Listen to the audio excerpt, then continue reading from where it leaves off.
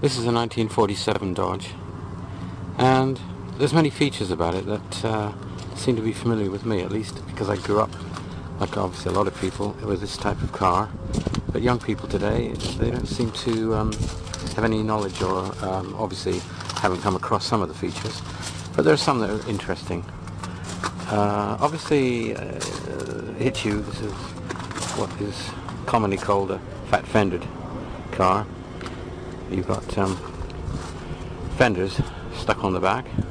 Lovely, I think. The old Dodge was interesting this year when it had the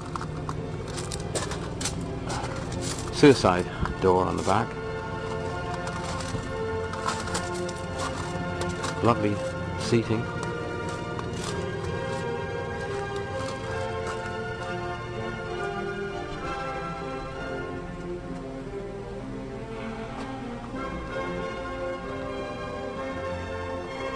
Beautiful chrome dash, column change. Back was nice. You've got a lot of features that you don't really see on cars now, obviously. Handrail, your pull, and something to hold on to when the going gets a little busy. Footrest, ashtray. This was not a deluxe car in the sense like a Cadillac or Lincoln, so it didn't have a cigarette lighter in the back. Has it in the front. The little windows at the back, obviously open.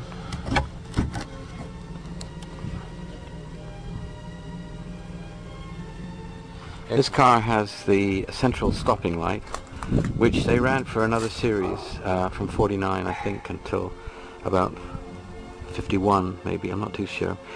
Actually, on this particular car, all three lights stop. So we put stop lights on all three. It seems a bit dangerous in modern traffic just to have the stop light on the center one. Also, there's some lights have been added for indicators.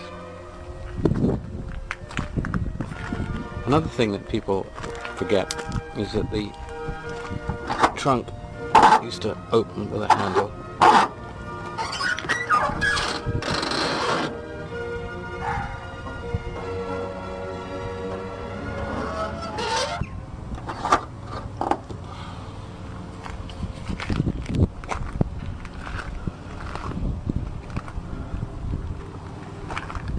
Now in the front, we've got the quarter lights again.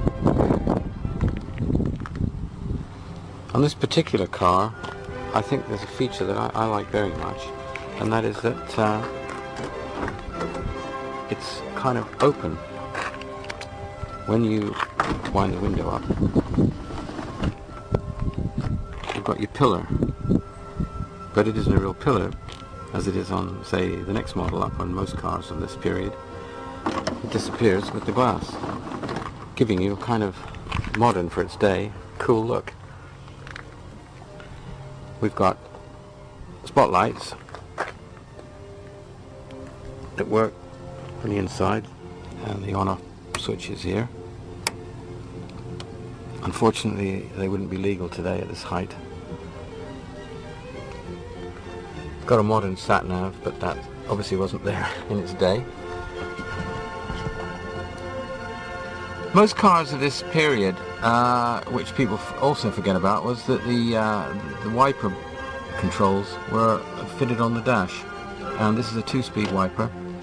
It was optional in its time, being electric, because most cars were vacuum. But this guy, obviously, who bought it originally, had it electric. You've got another thing which was obviously was on every car at the period. You had ignition switch, which you turn on, and then you had a starter button.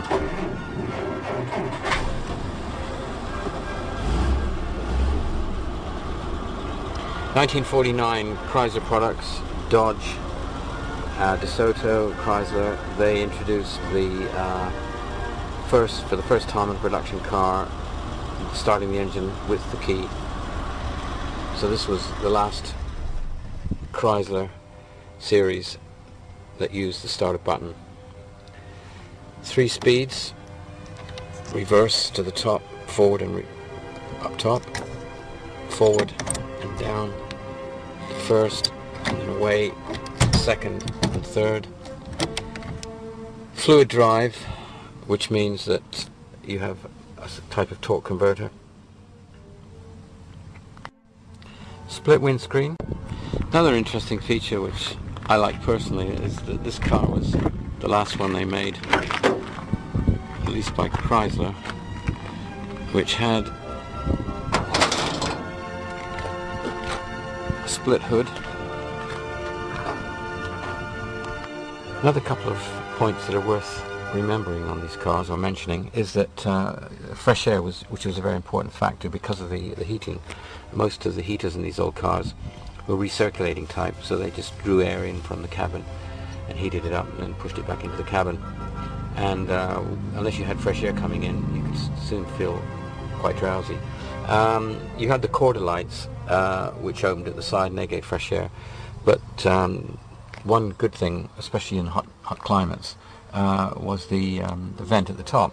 And there's a handle which you could push, in this case, and it opens the vent up. And the vent's at the front here, and the air's coming up. They were situated high up. That way they didn't draw in fumes from low down on the road. We got a cigarette lighter, 6-volt system, but the cigarette lighter still works. Yep, it works very well. We've got a choke here,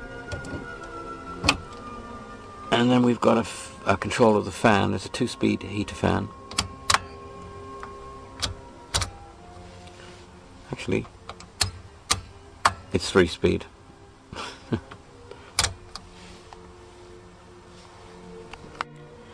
Then we've got a temperature control that controls the, actually this one's not working at the moment, it's disconnected, but it controls the valve that allows the heater that basically turns the heat off or turns it on.